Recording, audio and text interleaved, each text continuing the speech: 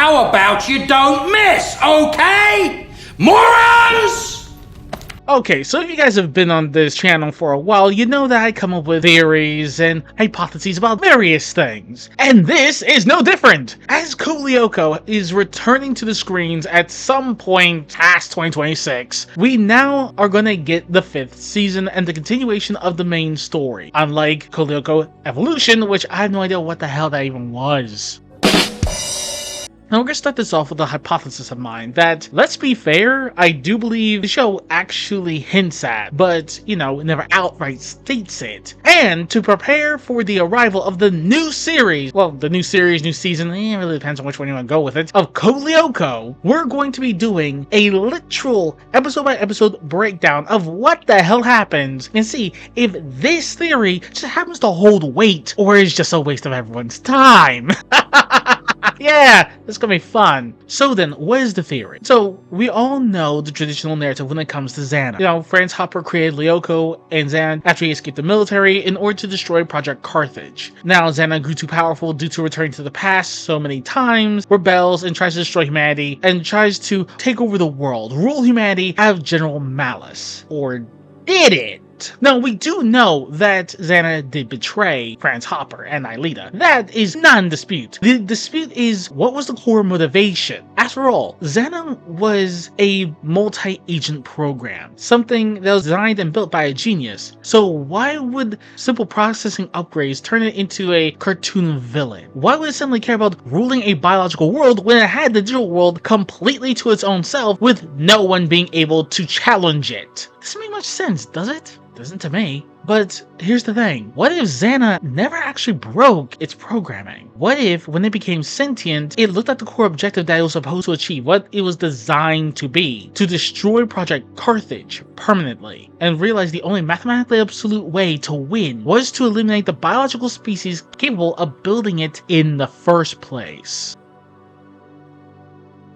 Now, what is Project Carthage? We don't freaking know, to be entirely honest. We were given hints about it, we were given what it was supposed to be, more or less, but we don't know what the hell it is. In the lore, Project Carthage isn't a static database or a simple communications network. It was designed to block and intercept enemy communications, created in 1974. Now, I don't know about any of you guys, but at least in the United States, the 1970s was completely freaking nuts when it came to military development. Many of the stuff we use today harkens back to the 1970s and the 80s. That time was so incredibly insane when it came to military development and just technological development in and of itself that it's still holding massive amounts of influence to this day. So I can 100% understand why Franz Hopper would be so terrified of this program and why it'd be such a massive threat 20, 30, 40, 50 years later. Like, you don't want that thing running around. Now, here's the thing, we don't know the specific details about Carthage, but extended lore has attempted to fill in the gaps, such as Code Lyoko Chronicles, the tie-in novels I should say, that Carthage was a massive simulation program housing a virtual world called the First City, and that the governments were using it as a weapon to completely hijack global traffic, infrastructure, and international databases. I don't know about you, but that doesn't sound like something a simple program can do. If anything, that sounds more like an adaptive distributed military cyber intelligence program, very similar to Xana being probably a multi-agent program. Now, what is a multi-agent system? If this was in any way, shape, or form a virus or just a simple program, Franz Hopper could sabotage it, completely destroy it, then he wouldn't need to create something like Xana. But for this, he needed a multi-agent system, an autonomous, evolving digital swarm, because what Project Carthage likely was, a decentralized thinking rival AI. Now, of course, we don't have any evidence towards this, but it kind of makes sense why you go to such a massive scale in order to take this thing down, because otherwise, why would you need something as powerful as Xana in order to destroy it?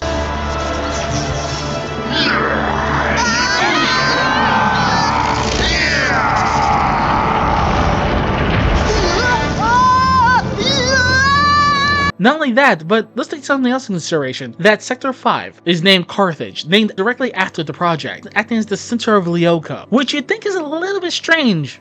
Except, what if it's not actually just the center of Lyoko? Unlike the other areas, and unlike the other sectors, Carthage acts differently. It's a sphere that has a massive, more or less, puzzle on the inside of it, as if you're trying to crawl your way through a program. Kind of interesting. And what if Lyoko is really just acting to contain Carthage? That Franz Hopper copied the core matrix of the enemy AI into the supercomputer to study it and to figure out a way to destroy it. And this kind of makes sense for the moving walls, the timers, the defensive traps that were built is to keep anyone from actually accessing Carthage in order to get running again. Because we know Franz Hopper did sabotage it, we don't know how, but whatever he did actually has the Men in Black coming after his ass as if he owes them money.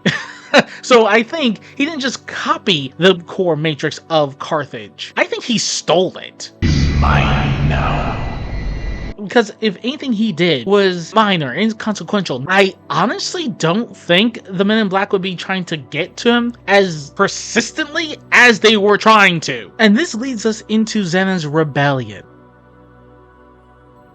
There's a cold logic to it when you actually think beyond the idea of, oh, Xana just wants to take over the biological world, wants to rule over humanity. Why? It doesn't make much sense. But let's say when Franz Hopper kept returning to the past, he was trying to, stay ahead of the Men in Black by resetting the last 24 hours for the last 7 years in order to buy himself time in order to get this thing working, to get Xana working, to destroy Carthage. And he didn't know that each time that the temporal rewrites occurred, it was a massive processing accelerator, forcing Xana to evolve rapidly and build enough raw computational data to crush the global Carthage network, or at least rival it in some way. But here's the thing, when you give an AI enough time, enough raw computational data, you run into the problem of it gaining sentience, and when it comes to true sentience, yeesh, it's never good.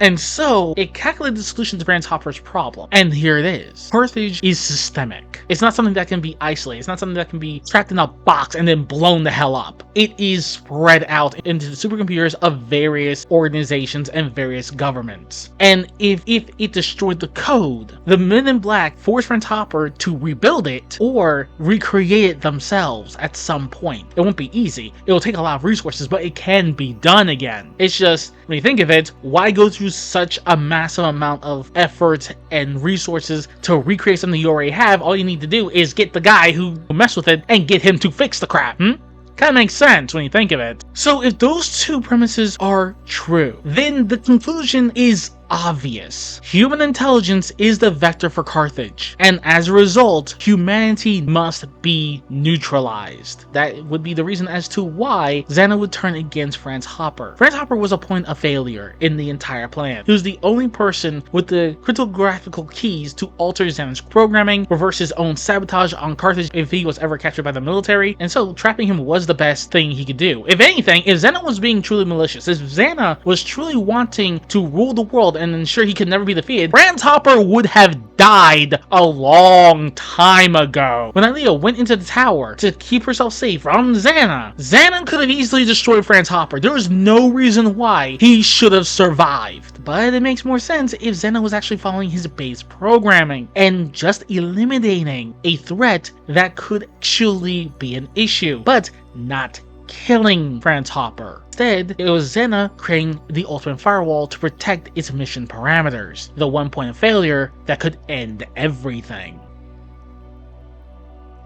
But let's also take something else into consideration. We know that from the show and from the various characters that, Xana wants to rule the world. That's what it seems like. To an AI, ruling is just risk management. And let's be fair here, if Xana wanted to rule the world, there's virtually nothing the kids could do to stop him. Xana could have easily just created a bunch of monsters and ensured that the kids never got to the supercomputer, made sure that the kids could not do anything. Literally having the entire school shut down. Hell, to manipulating the police in order to have these kids arrested for terrorism, or it's a secret service or some other intelligence network or agency to be like, these kids, they're dangerous, we need to throw them in jail. And then by the end of it, let's be fair, there were many ways that Xana could have handled this situation without killing these kids, but it didn't. Now, I'm not going to go into why he kept trying to kill the kids, because I think it's pretty obvious it's the most direct route to take care of them, but clearly that's not how it's working. then you have to take into consideration what happens in season 4. After Xana finally gets out, after it gets the keys to Lyoko, it doesn't kill Aelita. It didn't even kill Franz Hopper. That's the one thing you would think it would do if it wanted to rule and have no threats whatsoever. If anything, you would think killing Franz Hopper, killing Aelita would kind of be the best thing to go about this whole situation, but no, instead, it goes into the digital state and creates global replicas hosted on real-world military bases, which aren't random outposts. Like, it created a decentralized botnet, more than likely, to systematically hunt down and wipe out the physical remnants of Project Carthage